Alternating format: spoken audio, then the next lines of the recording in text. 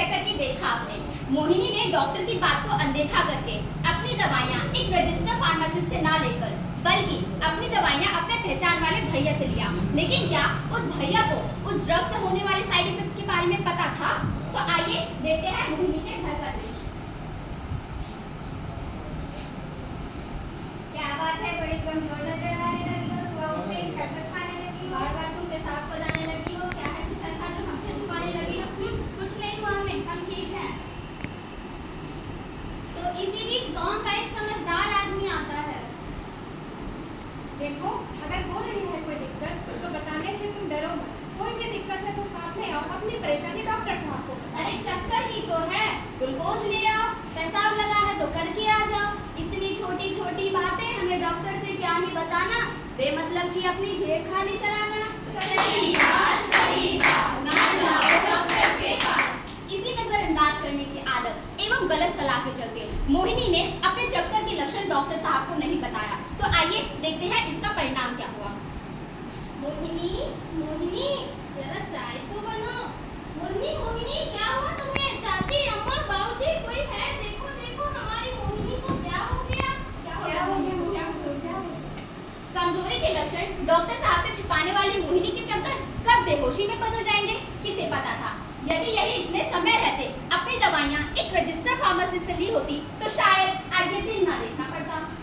आते मेडिकल वाले भैया को बुलाते।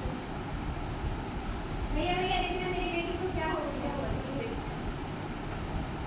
देखिए देखिए साहब, मेरी मम्मी को क्या हो गया? क्या हुआ? कुछ नहीं भैया, काफी दिनों से कमजोरी कमजोरी कह रही थी और आज चक्कर खा के गिर गई। दवाई भी चलता है? जी भैया। देखिए, ये दवाई का मर्ज ही नहीं, ये दवाई का एडीआर है। एडीआर की चिड़िया का नाम है। एडीआर क्या है रे?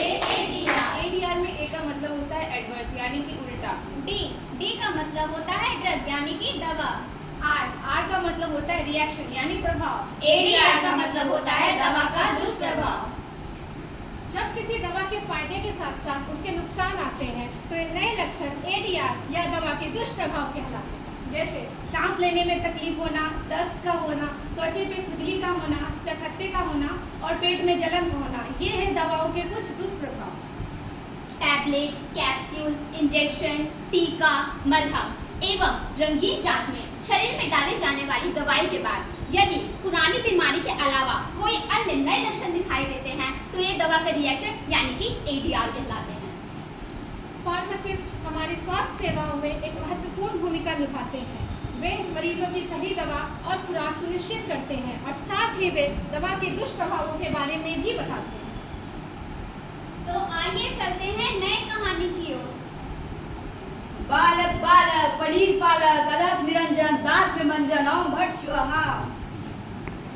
पिछले 20 सालों से हम सब का भरोसा बाबा हमारे छोला। बाबा जी की जय हो, बाबा जी की जय हो।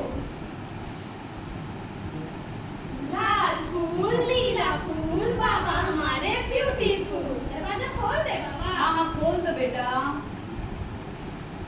बाबा बाबा बाबा प्रणाम बाबा। खुश रहो बच्चा, क्या समस्या है बच्चा? बाबा को हमारे पति को ना मीठे फट की बीमारी हो गई है। क्या ये कौन सी बीमारी होता है बच्चा? अरे यार वो क्या कहते हैं, वो चीनी की बीमारी हो गई है बाबा। अच्छा अच्छा, शुगर की बीमारी हो गई है। जी बाबा, आप ही बताइए बाबा क्या करें, मुझे कुछ समझ नहीं आ रहा बाबा। रुको, हम साधना में बैठते हैं। जी बाबा। अरे तुम साधना नहीं, हम दूसरी वाली साधना की बात जी कर रहे हैं। बाबा। अरे तुम दोनों साधना नहीं, हम ध्यान वाली साधना की बात कर रहे हैं। ओम भट स्वाहा, ओम भट स्वाहा। लो बच्चा, ये लाल गोली इसे नीम और करेले की जूस के साथ मिलाकर अपने पति को पिला देना, उसका सारा मीठापन दूर हो जाएगा। बाबा इससे मेरे पति का मीठापन ठीक हो जाएगा? हाँ ठीक हो जाएगा। ठीक है, प्रणाम बाबा। ओम भट स्वाहा। अजी सुनते हो? नहीं रह रहे हैं, सुन तो रहे हैं। हम आपके लिए कुछ लाए हैं। ई का है? ई है करेले और नीम का जूस और इसमें मिला है हमने ढेर सारा प्यार। नहीं नहीं, हमको चीकू का जूस पीना है। तू है तो ला। अरे पी लो ना चीकू का करेले और नीम का जूस। नहीं, चीकू का जूस है तो ला, नहीं तो जा। चीकू का जूस पीते पीते तुम तो अपना तबीयत ही खराब कर लिया हो, पी लो ना। नहीं नहीं, हमको ही नहीं पीना। अरे तुम तो हमसे प्यार ही नहीं करते हो। अरे मेरी नानी हमको तुम्हारे लिए जहर भी पी ले। तो जहर ही समझ के पी लो ना, पी लो ना, पीना तो पड़ेगा। पीना तो पड़ेगा, पीना तो पड़ेगा। क्या पिला दूं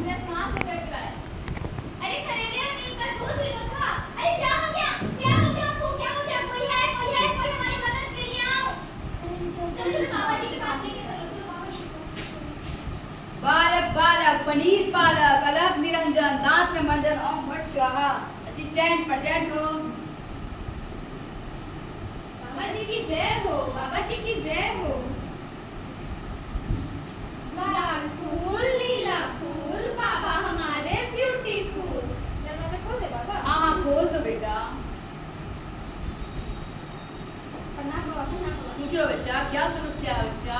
बाबा मेरे पेट में ना दर्द हो रहा है। अच्छा अपना हाथ दिखा। कच्चा खाने की आदत है क्या आपको? जी बाबा। रुको हम साधना में बैठते हैं। जी बाबा। अरे तुम साधना नहीं, हम दूसरी वाली साधना की बात। जी बाबा। अरे तुम दोनों साधना नहीं, हम ध्यान वाली साधना की बात कर रहे हैं। ओम भट स्वाहा, ओम भट स्वाहा। लो बच्चा ये बोलिए अपनी बात। बाबा बाबा बाबा प्रणाम बाबा। क्या हो गया बच्चा, क्या परेशानी हो गया बच्चा? बाबा आपने मेरे पति को जो गोली दी थी उनसे उनकी तबीयत और खराब हो गई। नहीं बाबा। हम गलत दवा दे ही नहीं सकते, हम 20 साल से इसमें काम कर रहे हैं, आप झूठ बोल रहे नहीं हैं। बाबा, आपकी गोली खाने से मेरे पति का आज ये हालत हुआ है बाबा। नहीं नहीं आप झूठ बोल रहे हैं, आप हमको फंसा रहे हैं, आप झूठ बोल रहे हैं, आप फंसा रहे हैं हमको, हम गलत दवा दे ही नहीं सकते। वाह, तो देखा आप सबने इन ढोंगी बाबा पे विश्वास करने का नतीजा। आज इस व्यक्ति के साथ क्या हो गया। मुझे तो समझ नहीं आता कि लोगों को कैसे इन ढोंगी बाबाओं पे विश्वास हो जाता है। कभी भी दवा एक रजिस्टर्ड फार्मासिस्ट की सलाह से ही लेनी चाहिए, ना कि इन ढोंगी अच्छा बाबाओं ये रजिस्टर फार्मासिस्ट क्या होता है? 2 रजिस्टर और पेन मैं भी साइन कर देता और बन जाता है रजिस्टर फार्मासिस्ट। अरे वाह भाई वाह, हम फार्मासिस्ट लोग दिन रात मेहनत करते हैं, 4 साल पढ़ाई करते हैं और इन जैसे ढोंगी बाबा लोग रजिस्टर पर साइन करके अपने आप को रजिस्टर फार्मासिस्ट बताते हैं। अगर ऐसा होता यहाँ पर बैठा हर एक इंसान रजिस्टर पर साइन करता और रजिस्टर फार्मासिस्ट बन जाता। तो देखा आप सभी ने ऐसे ढोंगी बाबा पे भरोसा करने का नतीजा। ऐसे में ही कई लोगों की जान चली जाती है इन चक्रों में। आप लोगों से निवेदन है कि ऐसे ढोंगी बाबा पे भरोसा ना करें, पहले डॉक्टर से चेकअप करवाएं, फिर फार्मासिस्ट के सलाह से ही दवा लें। क्योंकि डॉक्टर बीमारी पहचानते हैं, लेकिन सही दवा, सलाह और खुराक देता है फार्मासिस्ट।